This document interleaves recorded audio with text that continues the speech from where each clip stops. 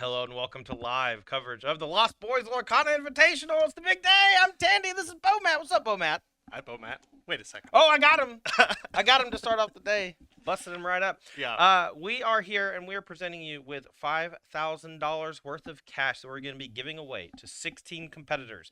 12 of those players were invited and 4 earned their slots, and they're going to be playing 2 days worth of Lorcana to win their fair share of that $5,000 prize purse. Top prize, $2,000, and your name in the annals of history. Right. This is we're coming up at the end of the first chapter here. This is, for one thing, going to prove what deck maybe sits at the top of the metagame. These players have done a lot of tuning to arrive at their decks for this event. Yeah. So players today in the event are broken up into 2 pods of 8. The players are playing in pods today. We're going to play 3 different pods, and as they win or lose in the first pod, that'll determine where they go later on. Basically, if you get 3 wins, you're on to day 2. You're in the top 8. You're playing for real cash money. If you get 3 losses before you get 3 wins, dunzo, out of the tournament. The players who start off 3-0 in the first pod will have higher seed tomorrow for play draw. And then the players, based on their record today overall, that'll determine seeding for tomorrow. It's going to be a great tournament. We have a long list of players that we will talk about all throughout the day, including the former world champion of Magic the Gathering, Nathan Steuer, who we're going to be watching in the first round. Let's get Nathan's player slide up on the camera. I'd love to talk about Nathan a little bit because his accolades in Magic the Gathering are quite deep, and world champion from 2022, just competed in Worlds, didn't have the best showing, didn't, come back and defend the title, but, he's a Pro Tour champion, 3 back-to-back Magic Online Championship appearances, and his favorite movie is Coco from Disney, so that's good. Yeah, no Coco cards in Lorcana yet, but I bet he'll be excited for that. Nathan's been a super impressive Magic player just in these last few years as he's broken into the top levels of professional play, and now he's excited to try his hand at Lorcana. Yeah, and his opponent is no slouch either. That's going to be Brennan Decandio, long-time killer on the SCG Tour. He's a new proud father, 3-time SCG Tour champion, and good friends with my good friend Ross Merriam. And him, Right. Ross, and Tana Grace used to team with each other all the time. And I'm glad to see him playing Lorcana. His favorite Disney movie is going to be the 1992 Aladdin. That's probably my favorite Disney movie too. It's pretty good. It's pretty hard to beat. All right, well, these players have been waiting for quite some time, and I believe it's about time to start round number 1 of the Lost Boys Lorcana Invitational, brought to you by TCGplayer.com. Let's head on down to the feature match area for round number 1. On your left, former world champion Nathan Steuer playing Ruby Amethyst Control. On his right, Brennan Decandio playing Rapunzel. This is a Sapphire Amber deck, and we're underway. Yeah, so Brennan for this event tested with 2 other competitors, Mason Clark and Harlan Fear. Brennan was actually one of the kind of the primary playtester in the trenches on Pixelborn, getting as many as 30 matches a day, according to his teammates. Wow. Okay, so Nathan Steuer has a very interesting start here. Turn on Archimedes. This is an open decklist event. I want to make that very clear, so players know what each other are playing. And Nathan knows that the Rapunzel deck doesn't have a whole lot of early drops that actually can challenge the ones. They're more geared towards beating the late game of the Ruby Amethyst deck. And Nathan, perhaps sensing a little bit of weakness in the decklist, and plays the Archimedes to steal a couple of free lore points early on. Right, and we do see one of the few 1-drops at Brennan's disposal in his hand in Stitch New Dog, but a lot of the time in a matchup like Ruby Amethyst, you kind of want to be preserving those for ink. You don't expect to need to contest the board early. All right, Archimedes is going to keep questing. We did have 1 jump ahead, so Brennan able to play a 4-drop next turn, and Nathan leads with a Maleficent Sorceress to draw a card. Maleficent Sorceress, a great 3-drop from Amethyst, often the focal point for these Ruby Amethyst decks, not only because it replaces itself, but also because it can sing Friends on the Other Side. Yeah, a lot of Nathan's successes in Magic have been with red and black kind of grindy mid-range based decks, so it's really not surprising that he ended up on Ruby Amethyst. Yeah, right in his wheelhouse for sure. All right, so we have Mickey Mouse Detective, and instead of playing the Stitch New Dog, Brendan Decanio decides to juke and just play Mickey Mouse and hold that Stitch for potential ink later on. We have Friends on the Other Side being sung off the Maleficent. Another sorceress being played. Flush with cards is Nathan Steuer, and because of that, you saw Decandio actually ink that POW for 4 mana card. You Have Forgotten Me, usually one of the better cards in this control matchup. Yeah, and I think Brennan might have a second one in hand, which is where the first starts getting to be trouble. But no, actually no. Decides there's not actually going to be time in this game, and I think that's a great call, especially with the way Nathan's been playing these early turns. All right, Decandio going to quest for 1. Now, Nathan Sawyer is ahead, but he only has 3 lore. These characters don't quest for very much, and we're going to go rampant. Mickey Mouse Detective, that's the 3rd one of the game, and now we're already up to 8 ink, potentially 9 next turn. We can start playing a lot of big stuff, including that Stitch Carefree Surfer that Brennan's got poking out. Yeah, Nathan has a lot of board presence early, but as soon as Brennan starts dropping the larger characters in this Amber Sapphire list, they're just going to start making quick work of Nathan's characters, and he's not actually going to be able to get enough lore to really take advantage of them, I don't expect. Well, we'll see. His plan is much different than what I've seen Ruby Amethyst pilots do. And because of that, I'm just interested to see how the rest of this game plays out. Because normally the Ruby Amethyst deck uses the Archimedes simply as defensive measures against opposing 1-drops, like Stitch New Dog or Lilo Making a Wish. But here he's being very aggressive. And because of the Friends on the Other Side and the Maleficent Sorceresses, he's been able to essentially keep pace with resources in hand while deploying those early threats. All right, and this is definitely something players will recognize from Nathan's time in Magic is being able to find these unconventional play patterns maybe for his list, but deciding that they're right for this game in particular. All right, so Maui comes down. That's going to eat one of the Mickeys, and then we're going to quest for 4. Nathan, I believe, is up to 7. We'll get the spotter updating the lore totals in just a second. And here we go. Here's a Carefree Surfer. Carefree Surfer is going to draw 2 cards thanks to having 2 Mickeys in play. And now it's up to Brendan Decandio if he wants to maybe double challenge into one of these Archimedes or the Sorceress, or if he just wants to quest and race. And definitely interesting to see Rapunzel being inked for Brennan here, especially knowing we're going to have, it should be 2 damage on each of these Mickeys.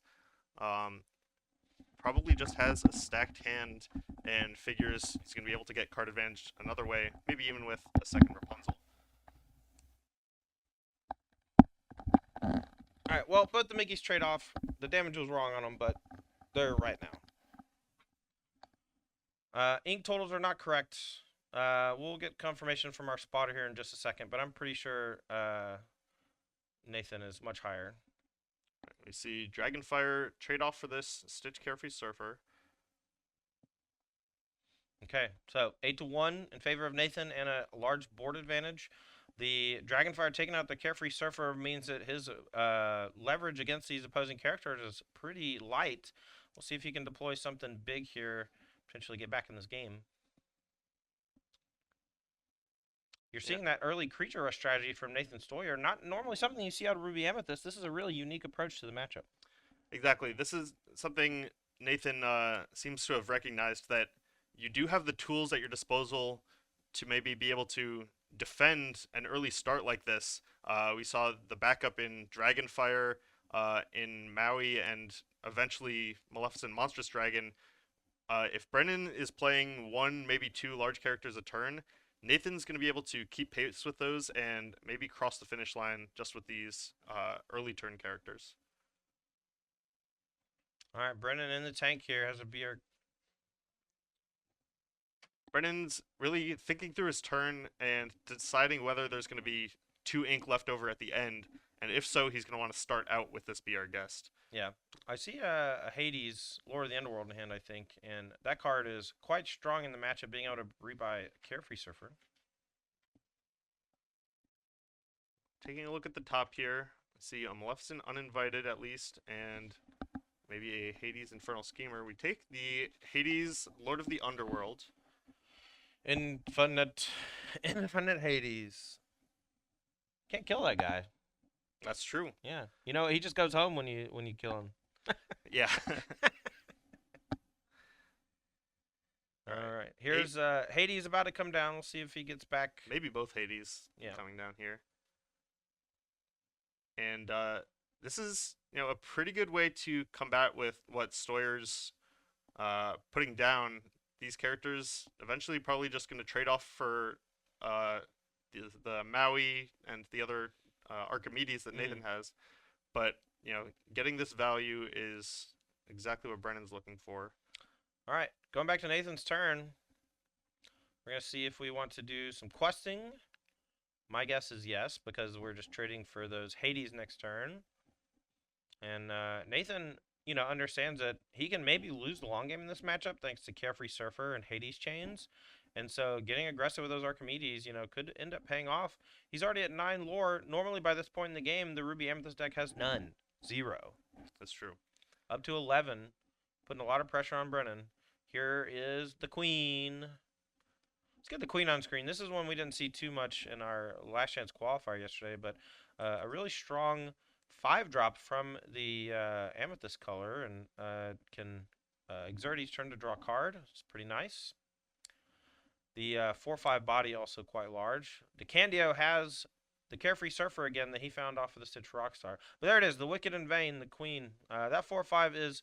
I thought it was going to be integral to all of the Ruby Amethyst control decks because drawing cards just seems great. You don't see it a ton anymore, though. I mean, it's usually like a 2 or 3 of, but a big emphasis on the finishers that cost 7 and 8, and the interaction like Maui. And you mentioned not seeing much of the Queen yesterday. We also didn't see much of the Mirror yesterday because our 2 most prominent Ruby Amethyst players were playing none of those in either of their lists. Opting for Ursula's Cauldron instead. Right.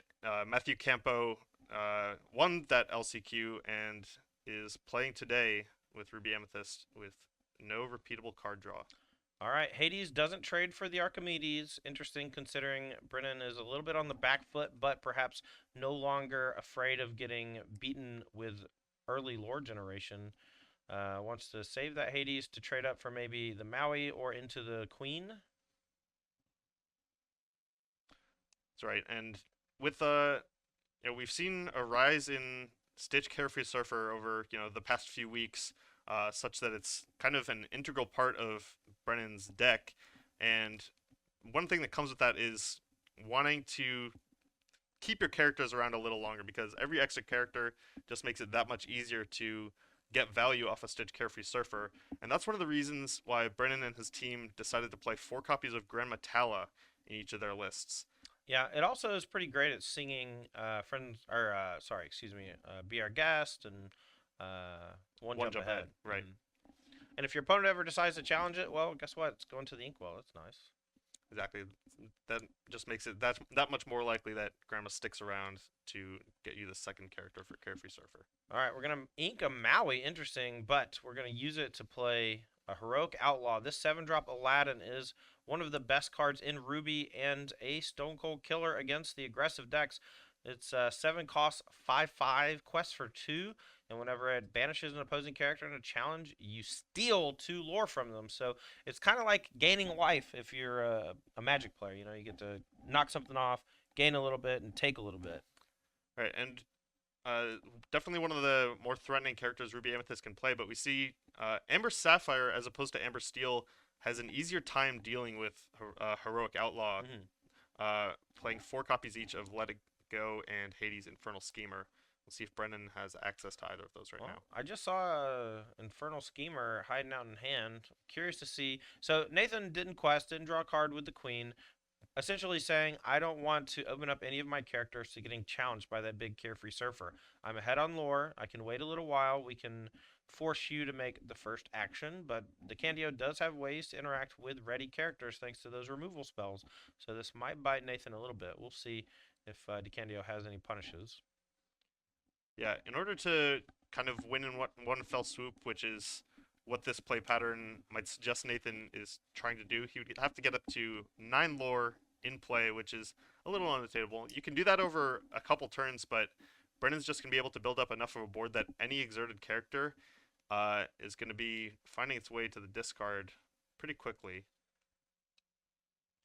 All right, we have the Hades going to put the Aladdin and the Inkwell, and then we're going to play another Grammatella, and then we're going to sing one chip ahead with the Grammatella that's in play. Down to one card is Brennan Decandio, but an enormous Inkwell, and those bells, strange but special, are threatening a lot of lore if he's able to find some in the next few turns, since he does have that 10 ink threshold. And just as an aside, we see Brennan with a good habit here. When he puts down his hand at the end of the turn, he puts a die on top, both to show his opponent exactly how many he has in hand, and just to keep that card separate from his Inkwell. Yeah, I like that a lot. Thank you so much to Brennan for doing that for us. Helps us keep track of things on coverage as well. We have to challenge because of Reckless, and Grammatella goes to the Inkwell. Now we're going to go back Brennan's way. That brave little Taylor, though, this 8-cost Ruby card quests for quite a bit of lore. It's large and evasive. One of the more iconic cards from the first set, and quests naturally for the most lore in the game so far at 4. And boom, Brennan with the best possible here, Rapunzel. You're low on cards, you've got a ton of damage on your Stitch Carefree Surfer. How about we draw 3 and remove 3? Yeah, and I actually think Brennan actually walked the dog there with using the Grammatella to sing, and that forced the Reckless Maui to attack. Normally, Nathan's trying to essentially not allow Rapunzel to gain any cards, but the forced attack on the Reckless and the useless Grammatella body going to the Inkwell means that we can initiate that attack and the Rapunzel refresh to draw a bunch and punish Nathan. Yeah, great play. And we're going to get busy. Yeah, starting to quest. It seems like Nathan doesn't want to, so we might as well quest ourselves and start chewing them up. Here's brave little Taylor and Queen. They're probably going to enter into the combat zone to challenge some of these characters on Brennan's side. But we may just want to quest with brave little Taylor. Scott evasive. All right, that's 4.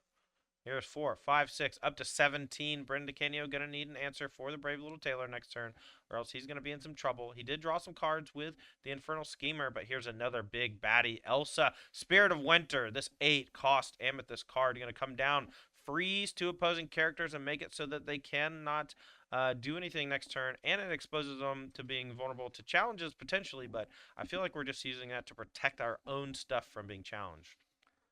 Yeah, and before that Rapunzel, the brave little Taylor looked great here, right? Brennan only had 1 card in hand plus the 1 off the draw step. But after that Rapunzel Carefree Surfer turn, Brennan has had a lot more looks at a removal spell to take care of the evasive brave little Taylor. Yep. I'm looking at a hand from Brennan Decandio, and I don't see a way to deal with the brave little Taylor right off the top of my head. We can send the Hades into the Queen, but it doesn't quite kill it. And then getting it back doesn't do anything. So I think Brennan might be knocked out here. We'll see if he's got something up his sleeve. He does have a Carefree Surfer to draw some cards, and that can find a Let It Go, which we can sing or maybe play because we do have a ton of ink. Here it is. We're going to draw 2 and see if we can find the answer to the brave little Taylor. Top 2. I see a Be Our Guest. We can sing that. Look again. That is Hades, I think. Yes. Infernal Schemer. And even if Brennan hadn't found the Hades just off that Surfer, the Be Our Guest, you can sing that for free, and then once Brennan plays an ink, he'll have enough to play a Hades here, thanks to this, kind of ridiculous ink generation in the early game with multiple Mickey Mouse detectives. Yeah, I think he needs to deal with the Elsa and the brave little Taylor, and I don't think that that's possible because the evasive means no challenge, and the ready means no challenge, so it has to be directly removing both. And I think he just has the Hades and no Let It Go. I wonder if the line would have to be, do you have enough to sing Be Our Guest, play maybe a Rapunzel to draw 3, and then hit multiple Let It Go to sing? Well, that seems like that's the move that Brennan's going to go for. We're going to sing. We're going to reveal Let It Go as a joke, and then we're going to put one of these characters into our hand.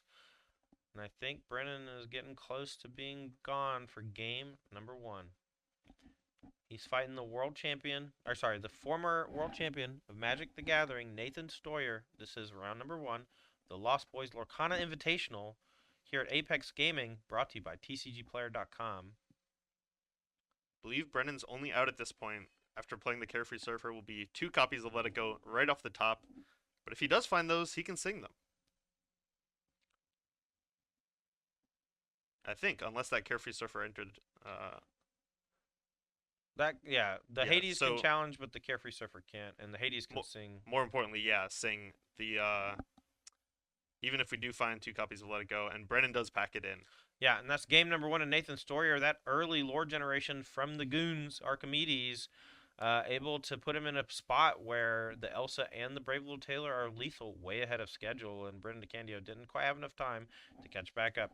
As these players are shuffling up here for game number 2, I'd love to take a moment and shout out our sponsors for our event. The Lorcana Invitational is brought to you by Cards and Castles 2. This tactics card battler on Steam is free to play.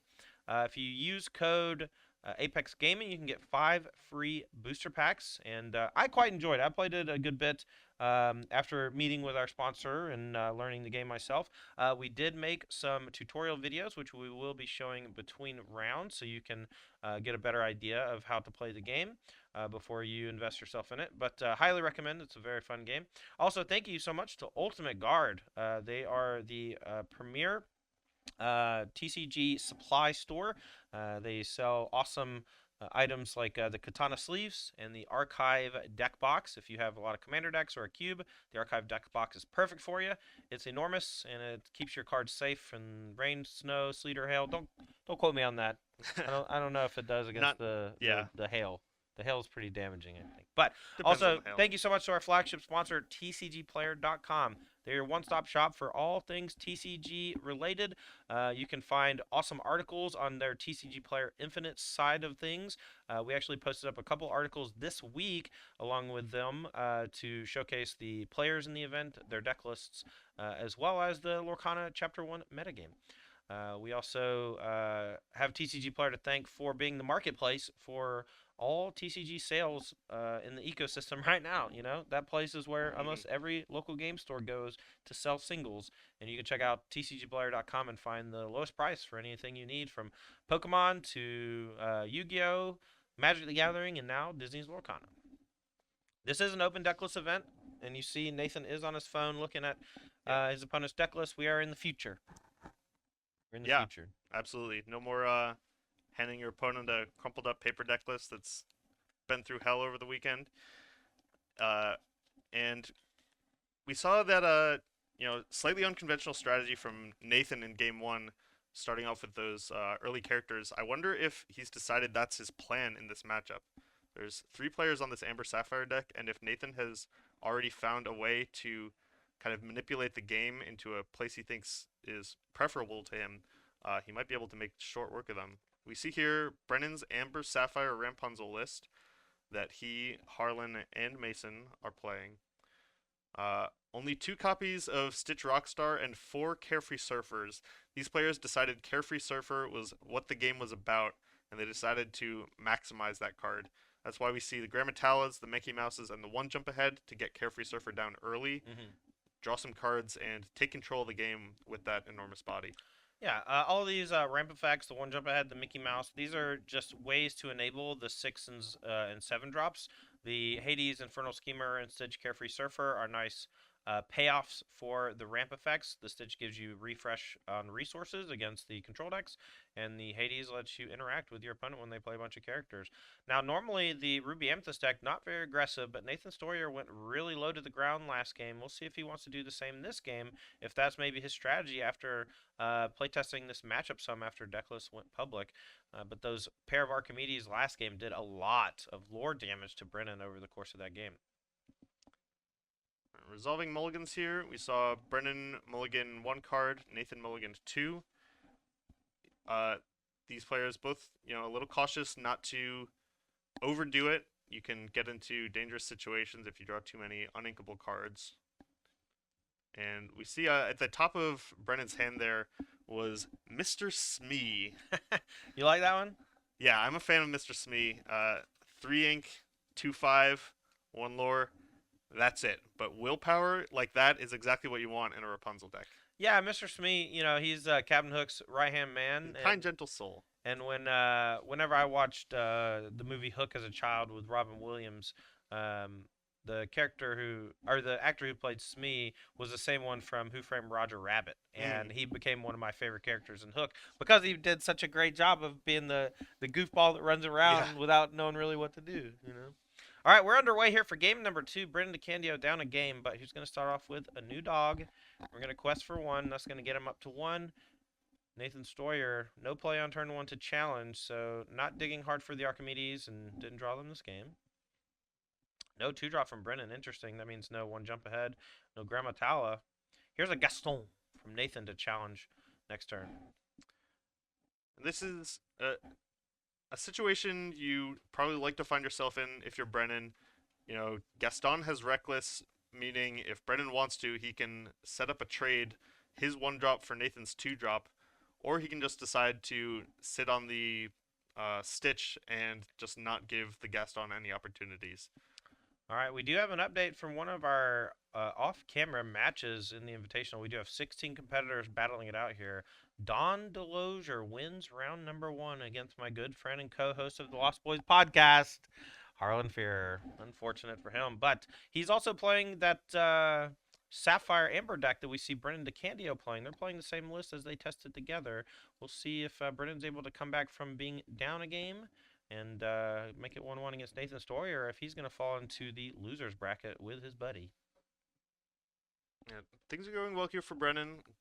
Got Mickey Mouse on turn 3, which is kind of perfect. That's if you're mulliganing for anything in a Mickey Mouse deck, it's Mickey Mouse. You know, you've built your deck in such a way that you can make use of that extra ink, and Brennan is now trying to figure out how best to do that. Well, he's got the ability to quest and play Maximus, which will force Gaston to challenge it, and the Sorceress will probably double trade into it to just clear it.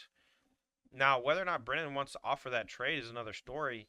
I think the problem is that the way that challenging and questing works and stuff, Brennan can try to set up so that the Reckless Gaston has to attack into New Dog, but Nathan can clear it with the Sorceress instead, and then no harm, no foul, and we're just back to square 1, trading the Maximus for the 2 opposing characters. So. Yeah, we saw Brennan did have the best opportunity for that was on the previous turn before the Maleficent came down. The fact that Brennan didn't quest with Stitch once Gaston was in play indicates that he's maybe prioritizing having a shift target for this Rockstar that is in his hand. Brennan decides to ink a Rapunzel. I think that's going to be very common for Amber against Ruby Amethyst. Ruby Amethyst is great at clearing characters completely and doesn't often leave damage on things. So Rapunzel going into the inkwell as a result. Here is the Maximus, and it is exerted. Nathan Steuer, let's see what you got. He can double trade into the Maximus, but the new dog is safe. Here is another Maleficent Sorceress going to draw a card, and we'll see what he wants to put into the inkwell. Maybe he can sing a Friends on the other side. Maximus, Palace Horse. What's Maximus from? Rapunzel? Yes. Tangled. Tangled. Wow. Look. Well, it is Rapunzel. It's Rapunzel. Yeah, okay. But Rapunzel is right. I wasn't wrong. Rapunzel is the character from Tangled. Yes. Anyway, Maximus down, and I think that was a great turn to play Maximus for Brennan. You're still 1 turn off of Nathan being able to answer it with a Dragonfire or a Maui, so that was the last opportunity Brennan had to get a 2-for-1 against this Gaston before the bigger removal starts making way for the Reckless. All right, so Brennan has Rockstar, so he can shift that. Quest, maybe sing. But he also has another new dog he can play and cycle to draw cards, so could be the sequence here. That'll put a lot of pressure on Nathan to have the answer of Dragonfire or the Maui, depending on what Brennan wants to do with the Rockstar.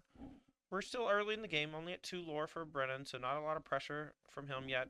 So Nathan has plenty of time to find those powerful interactive pieces. And looks like we're just going to hard cast the Rockstar and Quest for 1. I like this play. Yeah, I like this because Brennan has access to a Carefree Surfer for next turn, so he's really prioritizing putting himself in the best position to leave 2 characters in play before turn 7. So Rockstar is just going to come down as an individual threat. You don't need to shift it. That Brennan doesn't want to open himself up to an easy 2-for-1. All right, we're going to spend 5 killing the Stitch Rockstar, so clears it before it's able to do any serious damage.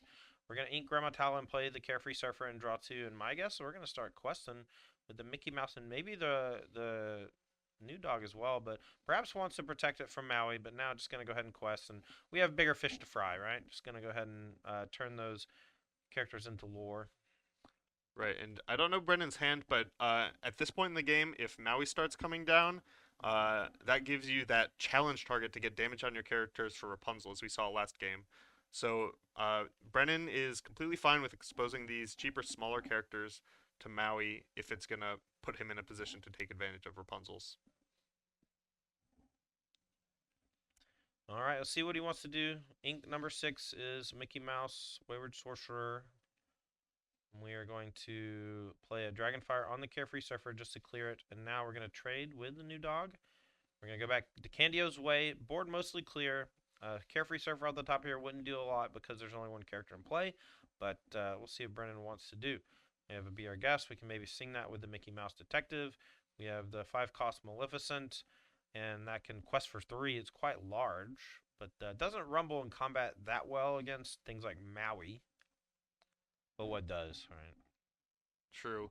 And got a glimpse of Nathan's hand. He does have access to a Be Prepared, but chose to take this turn to, trade off, spend removal spells and characters to 1-for-1 Brennan's cards, likely trying to set Brennan up to, get back onto the board in preparation for Nathan to punish that with a Be Prepared.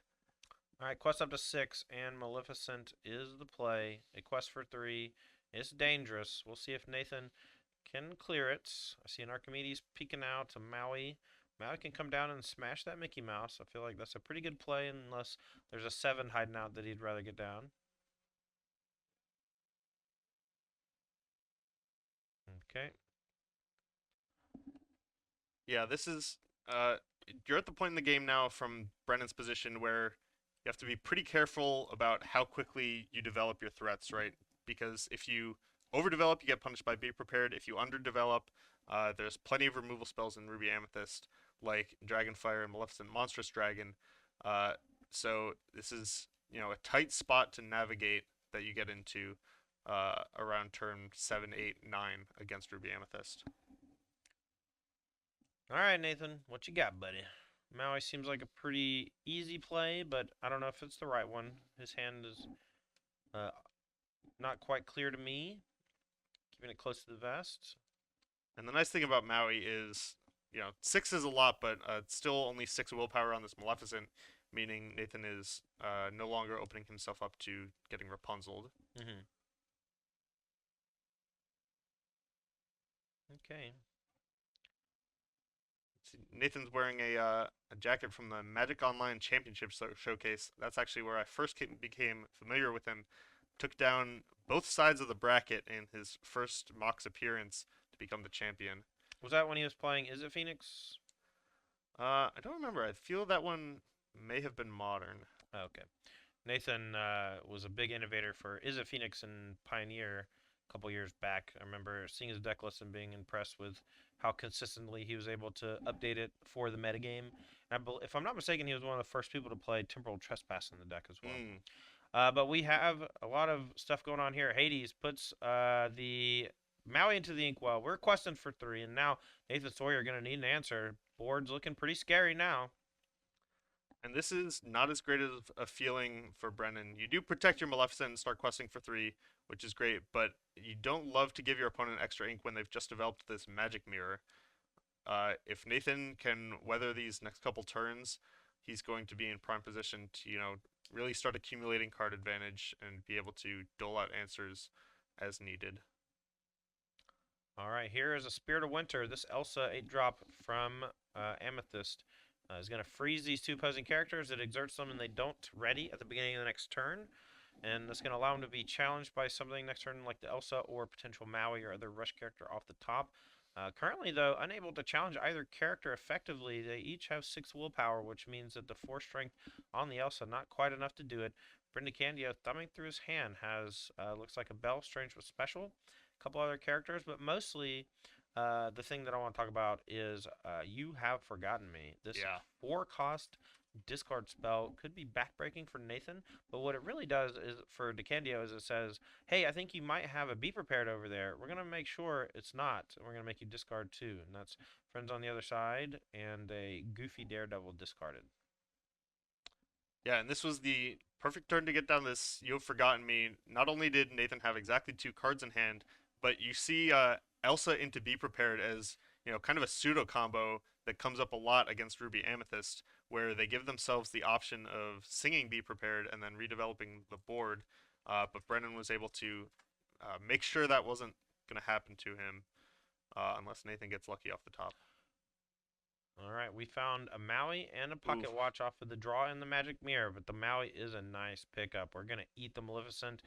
Maui survives, and now the question is, do we use Elsa to go into the Hades? The answer is no. Strange but Special is a little scary because we can play 2 ink and then quest for 5. The extra ink that you generate, or lore that you generate from having 10 ink is one of the core mechanics of Sapphire, and maybe one of the best Sapphire cards in the game.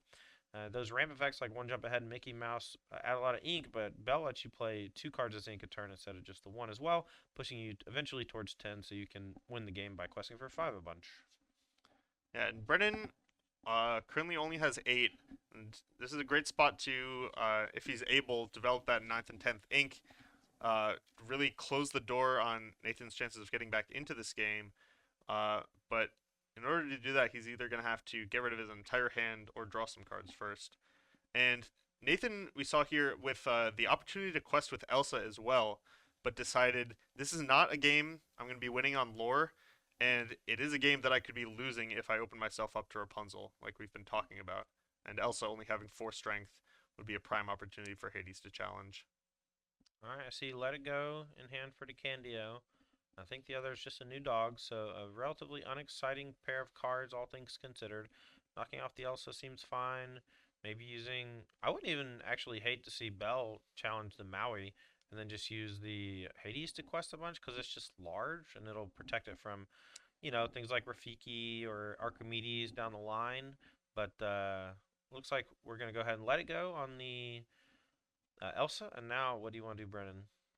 Yeah, slightly caught in a bind here because the best possible turn would probably be let it go on the Elsa and then trade for the Maui with Hades, but that's only really rewarding if Brennan did have that 10 ink to quest for 5 with Bell, but slightly low on resources, wasn't going to be able to take advantage of it. Yeah, he had 8 ink and 2 cards in hand, and one of was to let it go, and he can ink one and then play the other and only have 9, or he can ink both and then leave stuff in play to be vulnerable. But I like his play. Here we go. We're going to Magic Mirror and draw a card. Nathan Sawyer making up for that You Have Forgotten Me earlier. Still with a grip full. Facing down Hades at quest for 2 at 11 lores. Brendan Decandio. Let's see if he has the answer. And 3 cards in Nathan's hand right off the top there that have their roles, but are really not what he's looking for in this position. In a Pocket Watch, a Shield of Virtue, and a Gaston. Don't line up very well against this Hades, so it just gets to go unchecked for another turn. Brennan gets to keep up this steady pressure. All right, Brennan draws 1 jump ahead for turn. Can play the Stitch New Dog from hand to have a little bit more pressure. Walks a little bit into a Be Prepared, but I think at this point, Be Prepared is probably not going to get cast on the Hades, but maybe that's what he wants. I'm going to go ahead and play that 1 jump ahead. Let's see if he wants to play the New Dog or hold on to it. Yeah, you were talking last night about one of the situations you want to get into against Ruby Amethyst is where you can threaten them enough to get a Be Prepared down against only one of your characters, and Brennan might be set up to get into that position with this Hades if the first answer off the top for Nathan is a Be Prepared. Yep. Brennan should be at 13 lore, I believe. We did just quest with the Hades up to 13. We'll see if Nathan can find the answer. We draw a card with the Magic Mirror. We're going to play Pocket Watch and give the Gaston Reckless and Rush, and that plus the Maui is going to take it down, and now we're going to go back Brennan's way. And look at this. Nathan's last card is Be Prepared. So Brennan, still pretty low on resources, just kind of drawing threats that don't draw cards, but this Maleficent is kind of the perfect card in this spot. It's exactly the kind of thing that will induce a Be Prepared from Nathan. if, as we see here, it's the answer that's available to him. All right, and Brennan's still going to play around the Be Prepared, choosing not to play the new dog. He's been holding on to that for a while. Knows that with Carefree Surfer, he absolutely needs some cheap characters to be able to play post-sweeper effect. Nathan going to draw a card with Magic Mirror, has a Be Prepared, and he's going to go ahead and play it 1-for-1. So kudos to Brennan Decandio for sniffing that out and playing around as best as possible. Now we're going to go back Brennan's way. Nathan's thinking about inking. He's going to ink a Broom pass. That's going to give him a little more resources for the Magic Mirror so he can draw and play stuff in the same turn. Now we did draw Carefree Surfer, but we don't have two characters. Oh, excuse me. I was wrong. It was a Rapunzel. I think New Dog is the only card in hand still. Yeah, and on the previous turn, when Nathan drew with the Magic Mirror, we saw a little hand gesture from him. I think that's because the draw was a second Be Prepared, which kind of takes a load off your mind when you're thinking about using a single Be Prepared on that first character. All right, Mirror. Don't think he's drawn yet. Yep, I'm going to draw a card.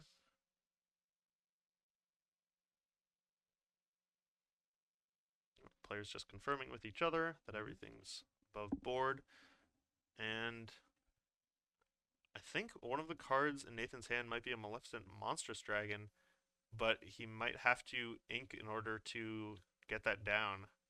May want to do a surprise attack next turn by blowing something up and challenging on the following turn as well, since we are a little light on being able to play here without playing that ink. Yeah, and I think this was a good turn from Nathan. Might have even been completely without that ink from hand, but getting down the second Magic Mirror and taking this turn to draw with it, you put yourself 2 lore further behind maybe, but like you said, that rush from the Pocket Watch is going to give you, Nathan, a very swingy turn on the following. All right, we have a Robin Hood Archer. Let's get the Robin Hood on screen. This Sapphire card doesn't see a ton of play, but mostly because the color Sapphire doesn't see a ton of play. This is one of the better big drops out of Sapphire. If your opponent has more resources than you, you get to blow it all up, or you get to draw a card. And it looks like we're going to force Nathan to blow it all up here with that Be Prepared by having these two characters in play with a lot of potential lore generation on the next turn. Oh, no. Instead, we're going to go for a hard sweeper here. This is Perfect. Maleficent Monstrous Dragon blowing one up and challenging the other. And, yeah, we're going to go back to Decandio's way. Yeah, this is a perfect answer from Nathan here. But a pretty good response from Brennan. A Hades plus a new dog is a decent amount of pressure that's going to continue to demand answers. It's funny. I think he's been holding this new dog for so long, trying to wait for the Carefree Surfer. He actually just drew the Carefree Surfer, and this turn goes for Hades and the new dog, and I think this is enough to warrant the Be Prepared, and he might have needed to wait one more turn on the new dog, He's had such patience. Here it is, Be Prepared. Both characters going to the discard pile. And ink. The game is really looking to be where Nathan wants it to be, especially with that second mirror. Any turn that Brennan is a little threat light, Nathan's going to be able to draw 2 extra cards instead of just 1. The Pocket Watch is going to give him some extra control, especially once we start seeing Elsa's. I think things are looking firmly in Nathan's favor. Yeah, but Brennan's at 15 lore, so if we just play a couple of characters, we might force Nathan to make some suboptimal plays in order to interact with our stuff while it's readied. We're going to play You Have Forgotten Me, hold on to the Carefree Surfer for another turn because it's not drawing any cards. But we have these Magic Mirrors going, so You Have Forgotten Me looks quite bad. Draws 1.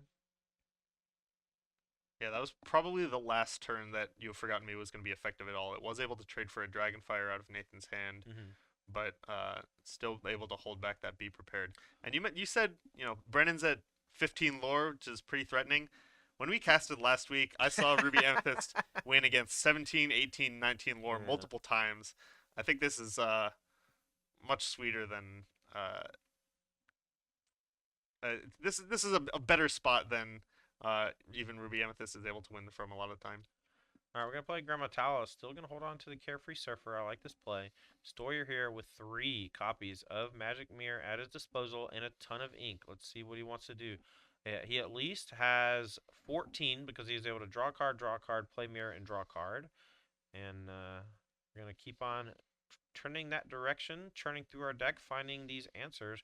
Things that can banish ready characters like Maleficent, Monstrous Dragon, Dragonfire, and Be Prepared are all top of the list to keep Decandio off balance and unable to physically win the game. Here's an Elsa that's going to freeze Grammatella, make sure it doesn't quest or sing. And we're going to give it Rush, and we're just going to bust it up. Grammatella down. Take that, Grandma. Yeah. Grandma got run over by an Elsa. That's pretty good. All right, here's a one jump ahead. Do we Oof. play the Carefree Surfer? So No, Brennan, with enough ink at his disposal at this point, that with a couple lucky draws, thinks he'll be able to get the card draw off this Carefree Surfer. So he's gonna take his time and really try to extract enough value to be able to close the door. But time is kind of in Nathan's favor here, right? With all these mirrors. Yeah, the longer the game goes, the better it's going to be for Nathan, more than likely. Perfect. The Ruby Amethyst deck is excellent at beating up on ready characters when it has its engines going. Things like Dragonfire are quite nice. Elsa can freeze stuff so that it exerts it, and then your Mauis and Rafikis and such can challenge. And with Pocket Watch, everything's a Rafiki. And the perfect threat follow up here for Nathan. That one copy of Mickey Mouse Brave Little Tailor is going to get this game over with in short order. All right, we're going to quest for 8. Nathan up to 11 already after just 2 big turns of questing, and it looks like we have a Monstrous Dragon that's going to be the play, and that's going to break up the Smee and make sure Carefree Surfer doesn't get any value. And then next turn, Nathan's going to very easily quest up to lethal unless Brennan has some sort of removal spell for the BLT, the Brave Little Tailor. All right, we got brooms. We got garbage time. Let's see if Decandio can find a miracle off the top of the deck. Nathan Steuer played 2 different games against his deck in these first 2 games, right? The first game we played Archimedes ×2 and a couple Maleficent Sorceress, and we're able to get under the ramp effects from Decandio and pressure him. And unfortunately for him, Nathan Steuer going to be your victor here in round number 1 with Ruby Amethyst Control. This deck is what I would consider the defining deck of the metagame, and it's pretty on brand to see it win in round number 1 here in the hands of a very talented player.